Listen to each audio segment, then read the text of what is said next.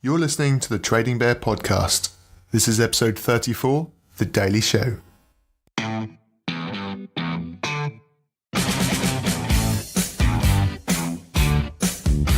Mystery player. Position. Defender. Start price. 76p. Current price. £1.66. PB. 1p. MB. 0. Dividend yield. 1%.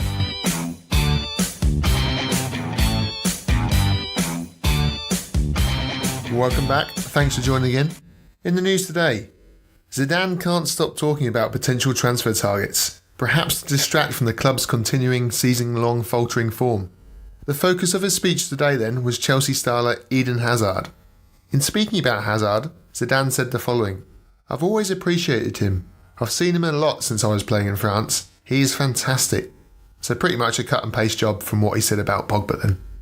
In other transfer-related news today, Lukaku's agent seems desperate for some summer commission, declaring that his client would enjoy playing in Italy, has had dreams of playing the Liga since he was little, and has always watched the Bundesliga with a passion.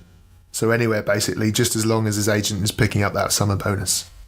And in unrelated transfer news, Premier League clubs have opposed proposed changes to the Champions League format from the 2024-25 season, with one option seeing 4 groups of 8 teams, resulting in a substantial increase of group stage games from 6 to 14. A statement on behalf of the 20 Premier League clubs stated, "All clubs unanimously agree it is inappropriate for the European football bodies to create plans that would alter the structures, calendar and competitiveness of the domestic game, and we will work together to protect the Premier League. In England, football plays an important role in the culture and everyday life." You see then, it's never about the money, it's about the culture and everyday life of the ordinary person.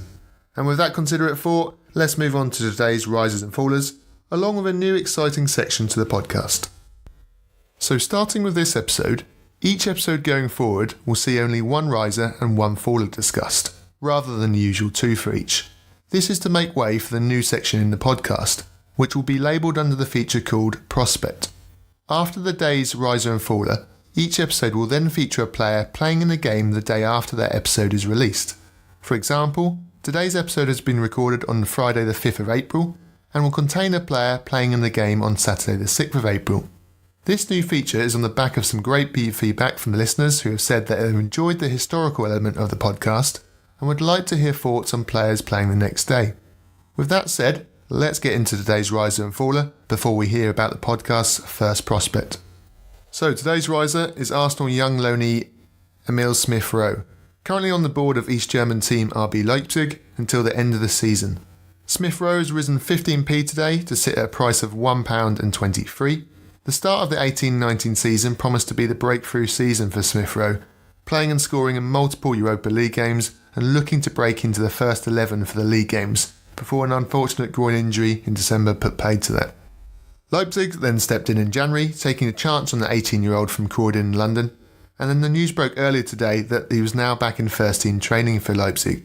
It's great timing for both player and club as RB look to cement their 3rd place spot and Champions League qualification for next season. Today's faller is a player that seemingly can't seem to keep himself out of the media headlines or indeed this podcast at present. It is of course Callum Hudson-Odoi. After his mammoth 50p rise yesterday, today sees his price slightly adjust with a drop of 8p to sit at £5.14. This is no surprise whatsoever and perfectly normal after such a big rise. However, for those holders, there was also a positive surprise today regarding Hudson-Odoi, with the news that Football Index paid out on a winning media bonus, a dividend worth 2p a share. This was seemingly on the back of Mane being incorrectly awarded Thursday's MB dividend after a system error with the way article points were calculated.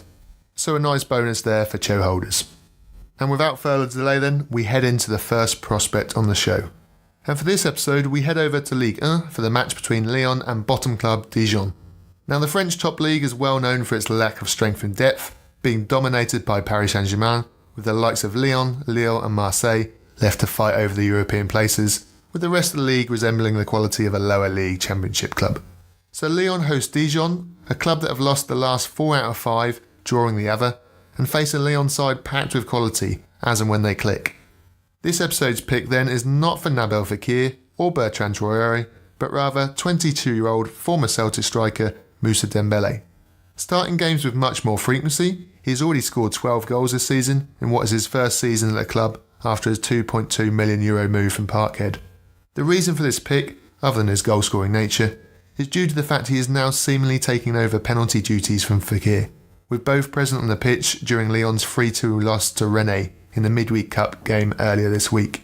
Priced at 77p currently, Moussa Dembele at Lyon is this episode's top prospect. Let's head into some of your questions now.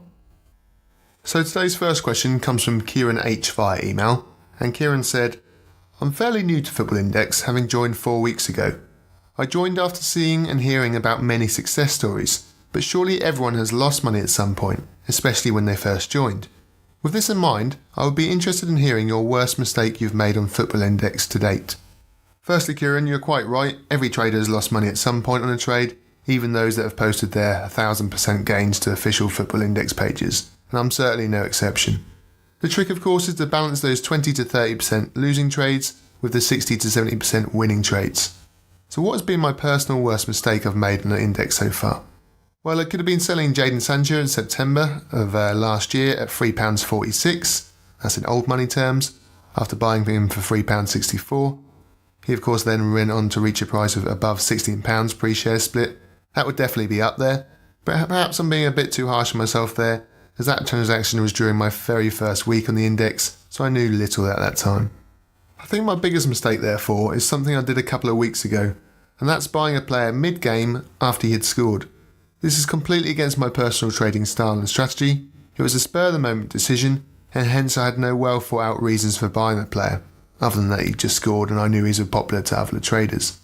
As a result of not having solid reasons, I had no reasons to hold mid to long term, and indeed I made a small loss on that player. So any market will constantly test your patience, your ability to resist every player or community that is rising, along with your memory skills to remember that you can't win them all.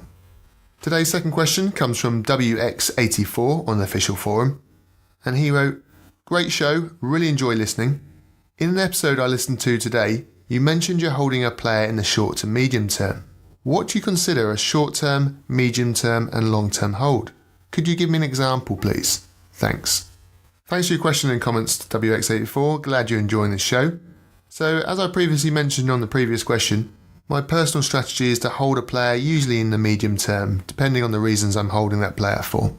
Now bear in mind, short, medium, long term definitions will vary from trader to trader. A scalper, for example, would consider a long term hold as short as a couple of days, whereas a positional trader would consider a short term trade to be a couple of months. So it all depends on what type of trader you're talking to, but if you're hearing myself refer to a short, medium and long term holds, then by medium term I'm usually looking at the 3 to 5 week period. This is then mixed in with a few long term holds. For myself, that's anything 5 weeks plus, and then at the other end I usually hold a few short term holds. Again for myself, that's anything up to 2 weeks. And that's it for this episode. You can download and subscribe to the show on iTunes, Spotify and Podbean. Head over to the website to send in a question, tradingbearpodcast.com. Alternatively, you can find me on Index Gain or Twitter under the name Trading Bear. Thanks for listening and stay tuned for the Mystery Player.